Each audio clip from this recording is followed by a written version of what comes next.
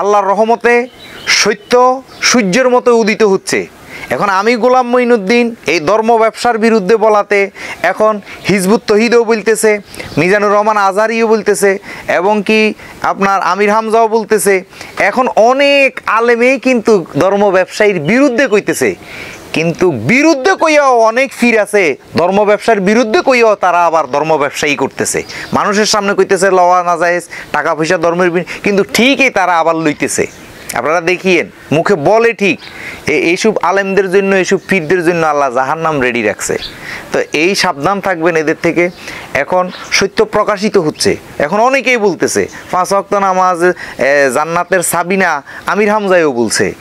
সে কোরআনের কোনো আয়াত পায় নাই নামাজ বেহেস্তের চাবি, নামাজ পড়লে বেহেস্তে যাবে। মিজানুর রহমান আজহারি, আমির হামজা, ভালো ভালো আলেমরা বলতেছে। মাদ্রাসা প্রতিষ্ঠিত করছে খ্রিস্টান এই ভারত উপমহাদেশে, সেটা এখন অনেকেই বলতেছে। মারহাবা, সত্য উদিত হচ্ছে। এখন এই সত্যগুলা যখন ধর্ম ব্যবসায়ীদের কানে পৌঁছাইছে, তখনই আমার একটা বিষয় ইস্যু বানাইয়া এই কেন মক্কা মদিনার বাদশারে তাজিম সেজদা করতেছে, সোশ্যাল মিডিয়াতে দেখেন বড় বড় আলেমদেরকে তাজিম সেজদা করতেছে, এবং কি কওমি আলেমের ফাও ছাড়তেছে। একজন কওমি, আমি নাম নিব না, ফার মধ্যে সুমাচ্ছে, সেগুলো দেখে না, মনে করছে। তো কেন করতেছে সেটাও আমি ভালো জানি। এখন তাদের জাকাতের উৎস ভালো, আমি জাকাত টাকা না বলছি, ধর্ম ব্যবসা টাকা না। এখন এরা কি করতেছে, চিন্তা করছে আমি গোলাম মঈনুদ্দিনের বাত্তিটা নিবেইতে পারলে এরা আরও সাঙ্গাভাবে ব্যবসা করতে পারবে, এই জন্য এগুলো বলতেছে। তো বলুক, সাঙ্গাভাবে ব্যবসা আর হবে না কেন? মানুষ এখন ভালো ভালো আলেমরাই এইসব বক্তব্য দিচ্ছে। ভিক্ষা করা যাবে না, কন্ট্রাক্ট করা যাবে না, এই ওয়াজ মাহফিলের নাম দিয়ে চাঁদাবাজি সন্ত্রাসী করা যাবে না, উরুস মাহফিল নাম দিয়ে ভক্তর থেকে গয়াল টাকা পয়সা হাতানো যাবে না, মহিষ গরু হাতানো যাবে না।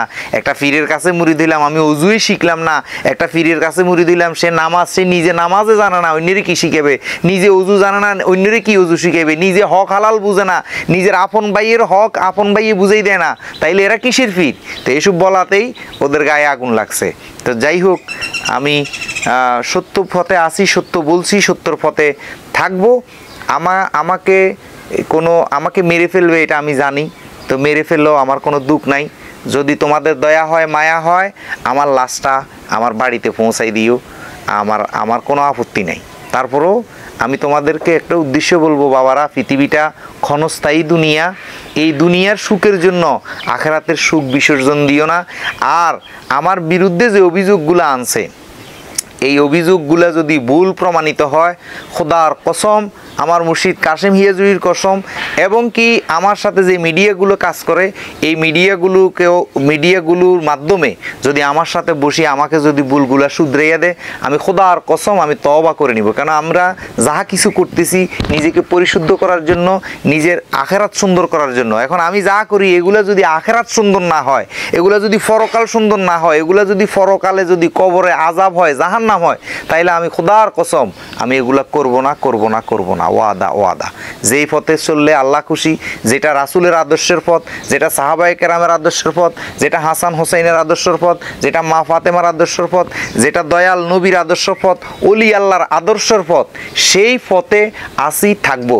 এখন হয়তো আমার জানা মতে, আমার শিক্ষা মতো হয়তো ভুল হইতেও পারে। যারা বিজ্ঞ আলেম আছেন, আমি আবারও বলছি, আমি তেমন শিক্ষিত না, আমি মূর্খ মানুষ, অজ্ঞানী মানুষ। আমাকে বুঝাইয়া দিলে সুন্দরভাবে, এরপরে যদি আমি গাদ্দারি করি, গাড়গামি করি, তেড়ামি করি, যদি তারপরেও যদি আমি নেগলিজেন্সি করি, তখন আমাকে যে কোনো সাজাতে আমার কোনো আপত্তি নেই। কিন্তু এর আগে আমাকে যারা হুমকি দুমকি দিচ্ছেন, আমি আপনারা না বুঝে করতেছেন, আমি আপনাদের জন্য আল্লাহর কাছে ক্ষমা চাই। আমি আপনাদেরকে মাফ করে দিছি, আর আপনারাও আমাকে মাফ করবেন। যাই হোক, ধন্যবাদ। আমার বিরুদ্ধে অনেকেই মানববন্ধন করছে, আবার সামনেও করতেছে। তো সকলের প্রতি যারা করতেছে, অনেকেই দেখছি আমার সুপরিচিত, আমার কাছে যারা আমার বাড়িতে দাওয়াতও খেয়েছেন, যারা এমনও ব্যক্তিকে দেখছি যিনি আমার মসজিদের ইমাম সাহেবও ছিলেন দীর্ঘদিন। তো যাই হোক, আমি সকলকে অনুরোধ করব, আমি অনেক ভিডিওতে অনেকবার আমাদের নেতৃত্বস্থানীয় লোকদেরকেও বলছি, যদি আমাকে বুঝাই দে, আমার ভুলগুলো সংশোধন করে দে, আমি তওবা করে নিব আমার ভুল সংশোধন। ভুল কেন করব? যেই ভুলের কারণে আমি আখেরাত হারাবো, কবরে মিজানে ফুলসেরাতে শাস্তি পাবো, সেই ভুল আমি কেন করব? হয়তো আমি যেটা বুঝতেছি হয়তো আপনাদের দৃষ্টিতে ভুল আছে, তো ভুল থাকলে আমাকে বুঝাইয়া দেন, আমাকে বুঝিয়ে দিলে আমি যদি এরপরও গাদ্দারি তেড়ামি নেগলেন্সি করি তখন আমাকে সাজা দিবেন, আমার কোনো আপত্তি নাই। দ্বিতীয় কথা হলো, আমি যেগুলা করছি, যেগুলা করি হচ্ছে, এইগুলা আমাদের, এটা কি আমি আজকে নতুন করে করতেছি? এটা দয়াল নবীজির সামনে বিবি আয়েশা দব বাজাইয়া গান করছে। নবীর থেকে বড় ফির কেউ আছে?